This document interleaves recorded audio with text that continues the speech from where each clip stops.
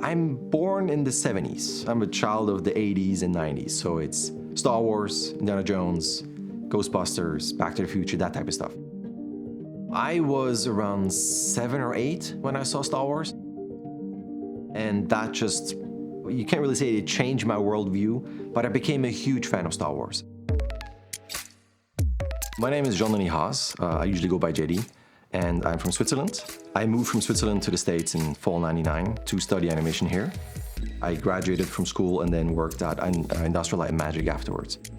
It was kind of a goal to work at that company or work at least within that field in those type of movies.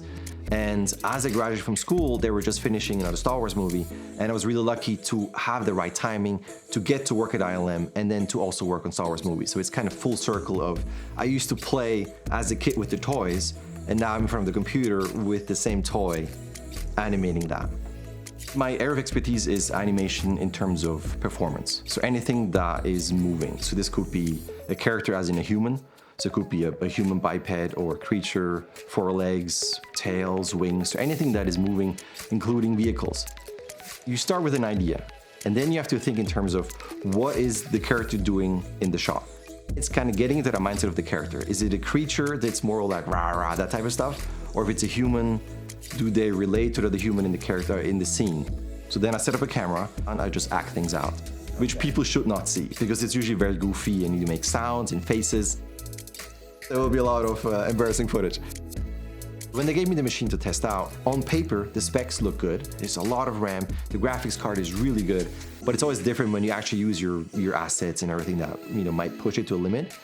And having used the product, it's great, it's really, really fast. I can render things that used to take 10 minutes, they take like 2 minutes. So for me, it's a huge, huge improvement. My first monitor compared to this was obviously not good, and this one is great.